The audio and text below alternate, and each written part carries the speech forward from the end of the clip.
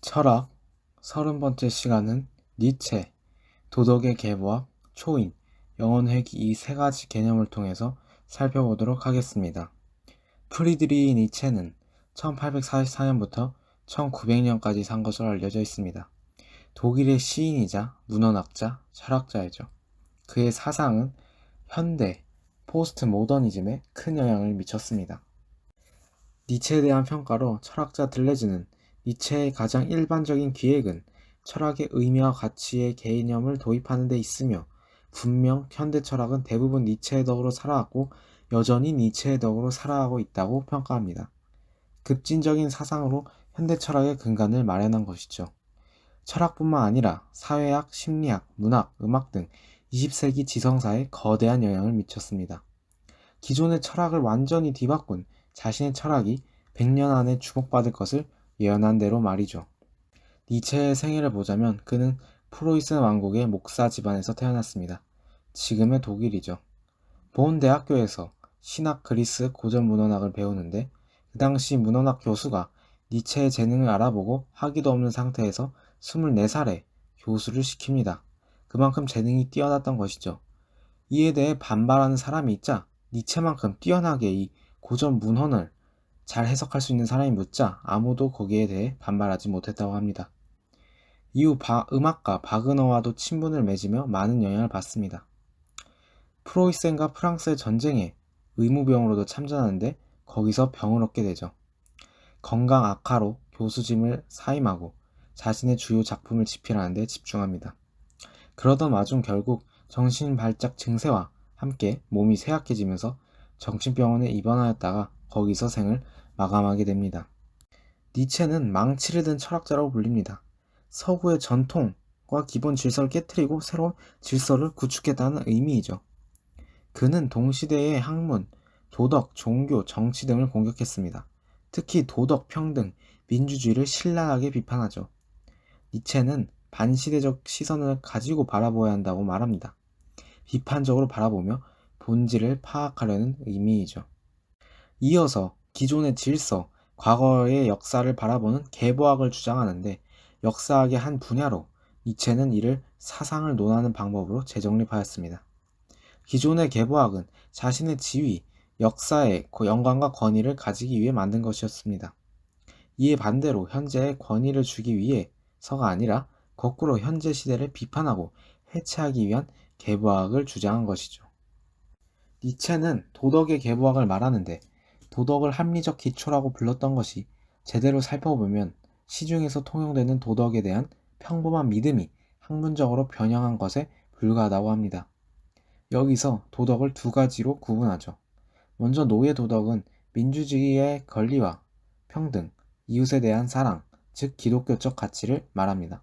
이러한 도덕은 약자가 추구하는 것이며 자신의 가능성을 비관하고 순응하는 인간을 만드는 것입니다. 그렇기에 기득권은 자신의 힘을 유지시키죠. 도덕은 선한 것을 가지고 있는 것처럼 보이나 니체가 보기에 오히려 스스로를 억압하는 것으로 본 것입니다. 도덕적으로 행하기 위해 자신의 욕망을 억제하고 행동을 통제하기 때문이죠. 특히 기독교가 이러한 윤리를 주장하였습니다. 이를 통해 사람들을 순응시키며 권력자들이 이용한다고 본 것이죠. 자신의 주인이 되지 못하는 노예의 상태에 불과하다고 본 것입니다. 여기서 약자들은 르상티망을 가지게 된다고 말합니다. 원한, 시기심, 복수심을 가지는 감정을 의미하는데 약자들은 자신들이 선하다고 여기면서 강자들을 악하다고 여깁니다. 자신이 선하기에 강자들에게 복종하는 것이라고 합리화한다는 것이죠. 하지만 복수심의 감정을 가지며 도덕을 옹호합니다. 결국 도덕이란 약자들이 자신의 약함을 선함으로 합리화하기 위한 도구이며 이를 이용하여 스스로를 억압하는 가치인 것입니다. 르상티망이 노예 도덕의 본 모습인 것이죠. 이어서 주인 도덕은 자신을 긍정하고 자신을 신뢰하며 선과 악이라는 개념에 얽매이지 않고 스스로가 성장하는 사람의 도덕을 의미합니다. 자신의 선을 행하며 삶을 긍정하고 나아가죠. 강자는 가치에 얽매이지 않고 고통, 고난, 역경을 이겨내며 삶을 생성합니다. 삶의 주인으로서 주체인 자신이 행하는 도덕이 주인 도덕인 것이죠. 이러한 관점으로 보는 이유는 니체가 선과 악의 개념이 해석 관점에 불과하다고 보았기 때문입니다. 이를 관점주의라고 하죠. 세계의 가치는 우리의 해석 속에 있다는 것입니다. 객관적 사실이 존재하는 것이 아니라 다양한 관점에서 본 해석이 존재하죠. 니체는 선과 악을 넘어 이것은 적어도 좋음과 나쁨을 넘어선다는 것을 의미하지 않는다고 말합니다. 이는 선과 악의 관점이라는 외부적인 기준보다는 자신이 가지는 좋음과 나쁨의 관점을 더 중시하며 판단으로 자신의 삶의 주인이 되어야 한다는 의미입니다. 니체는 자기 보존, 생존하려는 본능보다 힘을 발휘하고 드러내려는 본능이 더 강하다고 보았습니다. 이를 힘의 의지라고 말하죠. 힘의 작용을 통해 세계가 움직이며 세계의 원리에 의해 힘의 작용이 있다는 것입니다. 세계가 탄생한 것도 어떠한 힘의 작용이 있어야 된다고 본 것이죠. 자연, 학문, 인간관계에서도 존재하고 어디에나 힘의 적용이 있고 힘의 의지로 드러난다고 합니다. 힘을 얻어서 더욱 강해지려고 하는 의지로 주인이 되려고 하며 자유를 나타내죠. 이는 자신이 삶의 주인이 되기 위한 결단을 내릴 때 주어지는 것입니다. 이러한 힘의 의지가 제대로 작용하여 기존의 질서를 깨트리고 새로운 질서를 만들어 나가며 삶을 개척하는 것을 초인이라고 부릅니다. 이는 철학자 스피노자의 코나투스 개념을 비판한 것입니다. 코나투스는 자기 자신을 보존하려는 본능을 얘기하죠. 근데 인간이 가지는 본능은 자기 보존에 그치지 않고 자기 자신의 힘을 실현시켜야 한다고 니체는 보았습니다. 삶을 긍정하고 생성해야 하는 의지를 무시하고 삶을 보존하는 것은 삶에서 벗어나지 못하는 본능이기 때문이죠. 니체는 인간의 정신을 세 가지 단계로 구분하며 설명합니다. 낙타, 사자, 어린아이로 구분되어 있는데 낙타는 참을성이 많고 주인에게 절대 복종한다고 합니다. 주인에게 끌려다니며 주인이 타고 다니기 때문이죠. 자신의 삶을 살지 못하는 노예의 상태입니다. 이러한 상태를 깨닫자 변화를 시도하면서 사자가 되죠. 사자는 혁명가입니다. 자신의 자유와 권리를 위해 투쟁을 하죠. 기존의 질서를 부정하고 힘을 추구하는 상태입니다. 하지만 새로운 가치를 만들지 못하기에 허무주의에 빠져 불안하고 고독하다고 보았습니다. 그렇기에 다음 단계인 어린아이를 말하게 되죠. 사자에서 어린아이로 갔다는 것이 의문이 들지만 어린아이는 새로운 가치를 만들 힘이 있다고 보았습니다. 어린아이는 잘 잊어버리고 언제나 자신이 하는 일을 즐깁니다. 친구와도 싸워도 금방 화해하고 같이 놀죠. 망각은 새로움을 창조하는 힘입니다. 아이는 순진무구함이며 망각이고 새로운 출발, 놀이, 성스러운 긍정이며 창조를 하는 존재라고 말합니다. 이러한 어린아이의 모습에서 우리는 초인의 모습이 있다는 것을 깨달아야 합니다. 기존의 가치에 얽매이지 않고 늘 새롭게 긍정하면서 자신을 나타내는 어린아이의 모습을 말이죠.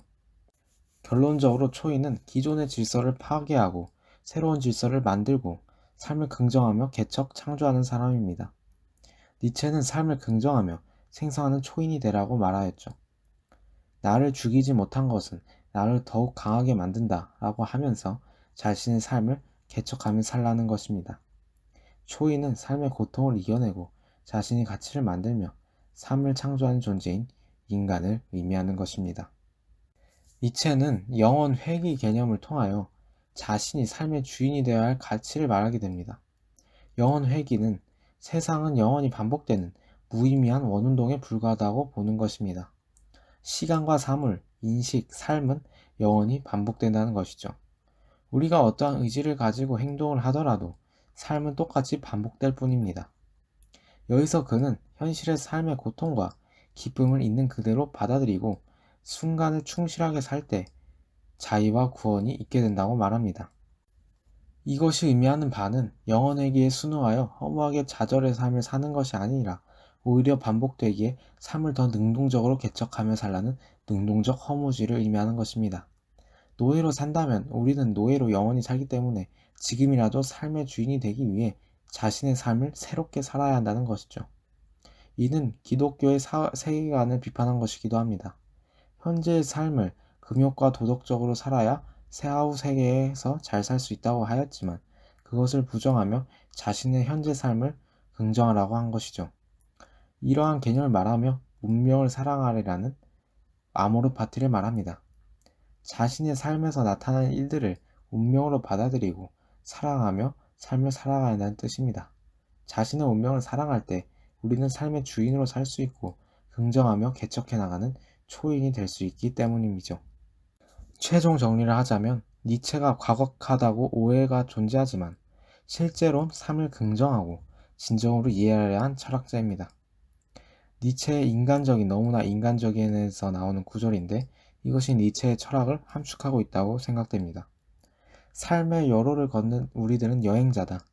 가장 비참한 여행자는 누군가를 따라가는 인간이며 가장 위대한 여행자는 습득한 모든 지혜를 남김없이 발휘하여 스스로 목적지를 선택하는 인간이다 라고 말합니다. 니체는 삶과 세상을 긍정하며 바라보고 마주한 철학자입니다.